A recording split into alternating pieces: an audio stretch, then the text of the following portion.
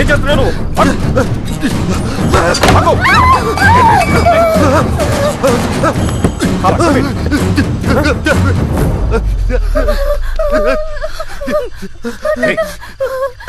ఏమి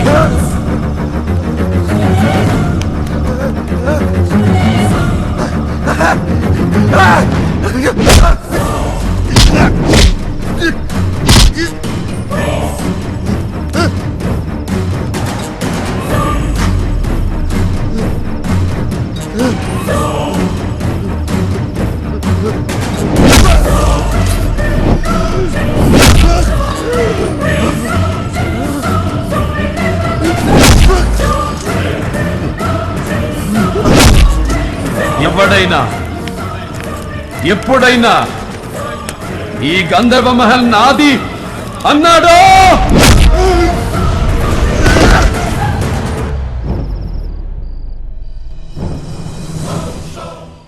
అంటే నాన్నగారు ఇక్కడే ఉన్నారా?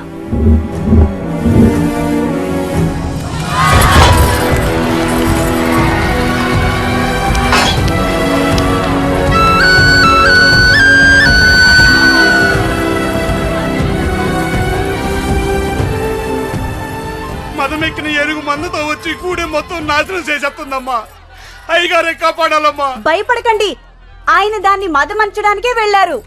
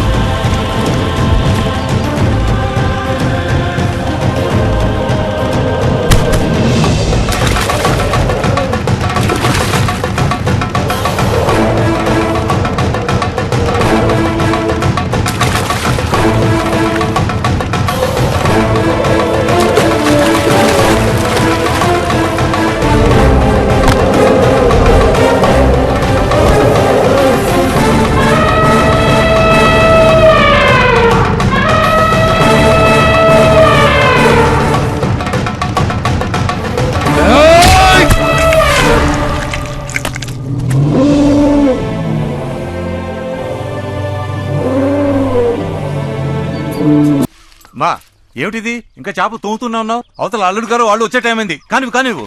ఏ బాబు ఇదిగో చూడు. అబ్బా, మీరు కంగారు పడకండి. అమ్మాయి గారు అల్లుడు గారు వచ్చేసరికి అన్నీ సిద్ధంగా ఉంటాయి.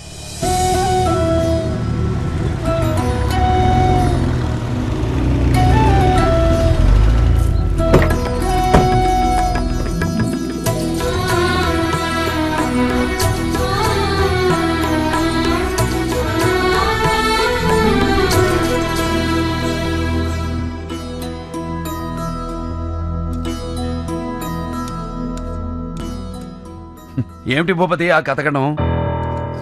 10 మంది తినే ఏటపోతుని మీ నాన్నగారు మా నాన్నగారు ఇద్దరే తినేసేవారు. అయినా ఇంటల్లుడు పోయి ఉండి నువ్వే ఇలా మొహమాట పడితే ఇక వీళ్ళేం తింటారు? అవునరా భూపతి, ఆ రోజుల్లో రాయుడు గారి నాన్నగారు మీ నాన్న కలిస్తే విందు భోజనాలే. ఆ భోగమంతా మా బావగారితోనే పోయిందనుకున్నాం. కానీ మా మేనల్లుడి చలవ వల్ల ఈ వైభోగం అంతా మళ్లీ చూస్తున్నాం. బాలేవాడి అయ్యా, మీ వాడికి ఆస్తులు లేకపోయినా వారి తండ్రి గారు ఇచ్చిన మాటకి విలువ ఇచ్చి పిలిచి మరీ చెల్లెలిచ్చి పెళ్లి చేశారంటే వారసుడుగా అది వారి గొప్పతనం. వెంకట్రావు గారు, వారసత్వం అంటే పెద్దలిచ్చిన ఆస్తులను అనుభవించడం కాదు, వారి మాటకు విలువిచ్చి వారి పరువు ప్రతిష్టల్ని నిలబెట్టడం వారసుడి ధర్మం. చూసావా, అది రాయుడు గారు అంటే. అంతేనాయా, వెనకాల ఆస్తులు లేనోడు ఏం మాట్లాడినా చల్లదులే. రాజారావు గారు, ఏమిటా మాట? ఎప్పుడైతే భూపతి ఈ ఇంటి అల్లుడని మా నాన్నగారు మాటిచ్చారో అప్పుడే రుద్రమనేని వంశ గౌరవ ప్రతిష్టలకు ఆస్తి అంతస్తులకు భూపతి వారసుడు. అయినా తరతరాలుగా ఈ పరంపరలో విలువ మాటకే గాని ఆస్తులకు ఆడంబరాలకు కాదు. అయ్యా నా ఉద్దేశం. మీ ఉద్దేశం ఏమైనా ఇలాంటి మాటలిక మీద నాకు వినిపించకూడదు. 100 సార్లు చెబితే అబద్ధం నిజం కావచ్చేమో కాని 1000 అబద్ధాలైనా ఒక్క రాతను ఏమీ చెయ్యలేవు. శేషయ్య, అయ్యా వకీలును పిలువు.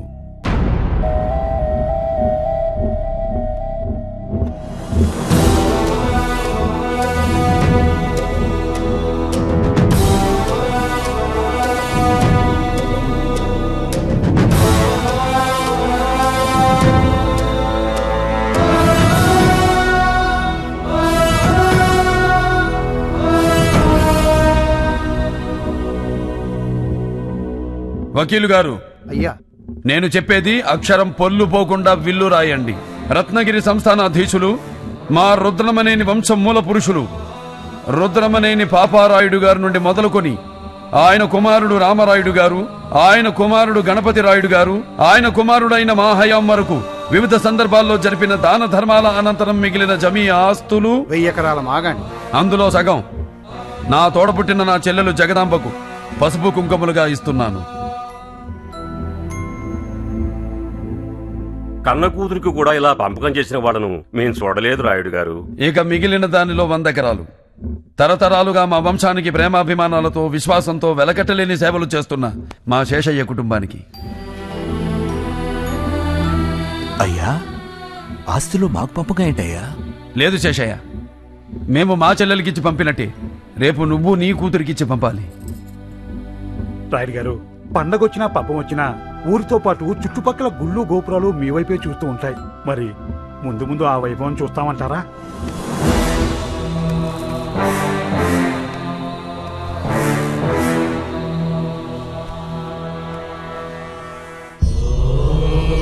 వకీల్ గారు, అయ్యా ఇక మిగిలిన దానిలో సగం మా కులదైవం శ్రీ లక్ష్మీ నరసింహస్వామి వారికి ధూపదీప నైవేద్యం నిమిత్తం కైంకర్యం చేస్తున్నాం.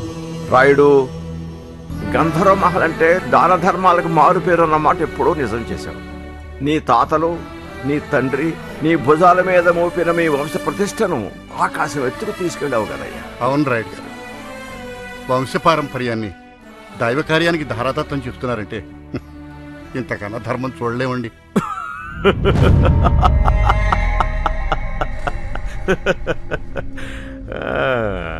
ఏంటలా చూస్తున్నారు? ధర్మం, న్యాయం అని ఏవేవో పెద్ద పెద్ద మాటలు వినపడుతుంటే నవ్వొస్తోంది. కూతురంట, చెల్లంట, చేలో చెరిసగమంట. మరి చేలో ఉన్న వాట ఇంట్లో లేదెందుకో? ఇదా ధర్మం? తోడబుట్టిన తనకు ఈ ఇంట్లో ఉండే హక్కు లేదా? నేను ఏ గుడిసెలో ఉంటే అక్కడే ఉండాలా? ఇదా న్యాయం? రే భూపతి, ఇంతిచ్చా కూడా ఏంటిరా మాటలు? మతుంటే మాట్లాడుతున్నావా? శేషయ్య, జగదాంబ భూపతి ఇక్కడే ఉంటారు. ఏర్పాట్లు చూడు. ఇల్లరికమా? చచ్చా, అలా ఎందుకు అనుకుంటున్నావు భూపతి? నేను కాదు, ఊరనుకుంటుంది. ఫణీంద్ర భూపతికి గతి లేక గంధర్వ మహల్లో అడుక్కు తింటున్నాడంటారు. తప్పు బాబు, మీరలా మాట్లాడకూడదు. ఆస్తి పంచగానే ఊడిగం చేసేవాడికి కూడా నోరు లెగుస్తోంది. అయినా నేనేమైనా నా కోసం అడిగానా? ఏమయ్యా పెద్ద మనిషి, ఏమిటయ్యా ఇతను మాట్లాడేది? రాయుడు గారి మహల్ని బట్టలు కొట్టి పట్టుకెళ్దాం అనుకుంటున్నాడా? అడుగుతున్నాడుగా, చెప్పరా. ఇందులో చెప్పేదే ఉంది. ఇంటి మధ్యలో గోడ కట్టి ఎవరి వాటాల్లో వాళ్ళు ఉంటే సరిపోతుంది. తప్పు తప్పు భూపతి, నువ్వు మాట్లాడేది తప్పు. కొమ్ములు తిరిగిన బ్రిటిష్ వాళ్ళు ఆక్రమించాలని చూసినా వాళ్ళ నీడను కూడా పడనిమని మా పూర్వీకుల పౌరుషానికి, ధైర్యానికి నిలువెత్తు సాక్ష్యం ఈ గంధర్వ మహల్. అలాంటి మహల్ను 2 భాగాలుగా విడగొట్టడం అంటే లేదు. నా కంఠంలో ఊపిరి పోయినా అది జరగదు. శేషయ్య, మనం తోట బంగ్లాకు పెడుతున్నాం. వద్దన్నయ్య, మీరు వెళ్ళొద్దన్నయ్య.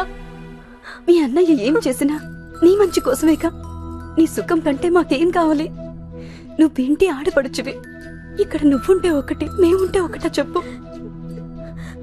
మీరు వెళ్తే నా మీద ఒట్టే అన్నయ్య. తప్పమ్మా. ఏమిటిది? నీ పాదాలు కందిపోతాయని చిన్నప్పటి నుంచి ఎత్తుకుని ఈ గుండెల మీద పెంచానమ్మా నేను. నీ నడక కూడా నా కాళ్లతో నడిచానని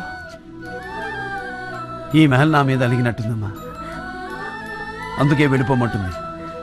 అయినా నేనెక్కడికి వెళ్తానమ్మా?